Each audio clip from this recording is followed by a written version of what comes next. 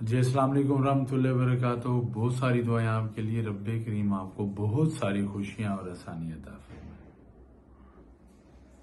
یہ آج کی ویڈیو ان لوگوں کے لیے ہے جن کے گھر میں پیرا نارمل ایکٹیویٹی ہے اور وہ جنات کا علاج کروا رہے ہیں۔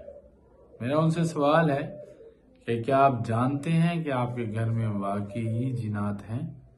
کیا آپ کے گھر میں جو شرارتیں ہو رہی ہیں، جو پیرا نارمل ایکٹیویٹیز کا آپ شکار ہیں، کیا وہ جنات سے جڑی ہے؟ کہیں ایسا تو نہیں ہے کہ وہ در حقیقت بھوت پریت ہوں، ارواح خبیثہ ہوں، جن کا علاج آپ جنات کا کر رہے ہیں اور در حقیقت شکار آپ ارواح خبیثہ کے ہیں؟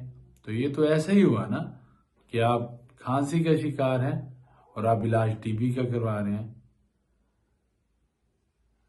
اگر ایسا کچھ آپ کے ساتھ ہے کہ آپ کے گھر میں جو پیرا نارمل ایکٹیویٹی ہے، جو عصبی شرارتیں ہیں، وہ در حقیقت جنات نہیں ہیں اور وہ بھوت پریت ہیں اور آپ علاج جنات کا کروا رہے ہیں، تو یہ آپ کے لیے انتہائی تباہ کن ثابت ہو سکتا ہے۔ آپ کی زندگی میں جڑے جتنے بھی اس وقت مسائل ہیں، اس کی وجہ غلط علاج ہے۔ مطلب کہ درست تشخیص نہیں تو درست علاج نہیں۔ عاملین نے جو جنات کا چہرہ آپ کو دکھا دیا ہے، در حقیقت جنات ایسے نہیں ہیں۔ جنات اللہ رب العزت کی بہت ہی ایک اچھی مخلوق ہے جو اس وقت تک آپ کو نہیں ستاتی جب تک آپ انہیں تنگ نہ کریں۔ ایون کہ جنات کی کمیونٹی میں بھی ان جنات کو برا سمجھا جاتا ہے جو بے شک انسان کے ستانے کے بعد انہیں ستا رہے ہوں، لیکن وہ اپنے معاشرے میں برے سمجھے جاتے ہیں۔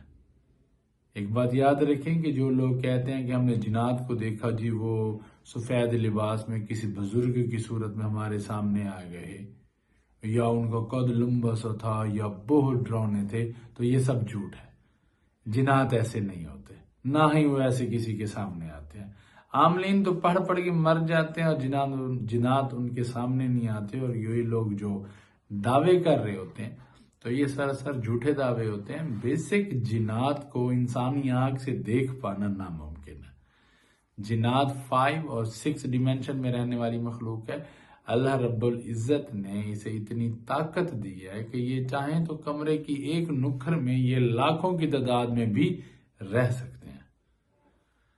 اگر آپ کے گھر میں کوئی اس طرح کی شرارت ہے جو آپ کے معالج نے، آپ کے روحانی معالج نے جنات سے وابستہ کر کے علاج شروع کر دیا ہے، تو خدارہ اس علاج کو روک دیں، کیونکہ گھروں میں یہ جو شرارتیں ہو رہی ہوتی ہیں یہ جنات نہیں ہوتے، یہ ارواح خبیثہ ہوتے ہیں۔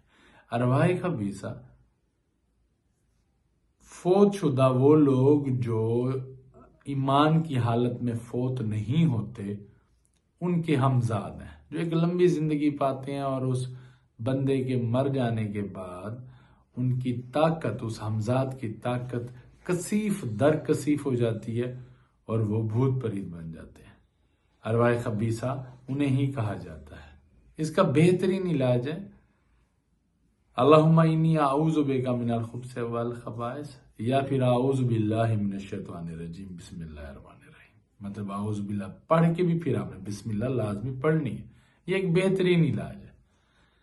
اور اگر آپ کے ساتھ اگر کوئی جنات کا معاملہ ہے، اور واقعی ہی جنات کا معاملہ ہے، اور اگر آپ کی درست تشخیص ہوئی ہے، تو پھر آیت الکرسی سے بڑھ کے کوئی علاج نہیں، سورہ والناس سے بڑھ کے کوئی علاج نہیں۔ بے شک جنات اگر مسلمان بھی ہوں تو بھی آیت الکرسی یا سورہ والناس پڑھنا آپ کو ان کے شر سے محفوظ رکھ سکتا ہے۔ میرا روزانہ ایسے کسی نہ کسی مریض سے واسطہ پڑتا رہتا ہے، ملاقات ہوتی رہتی ہے جو جنات سے جڑے معاملات کا شکار ہے، یا جو ارواح خبیثہ سے جڑے معاملات کا شکار ہے۔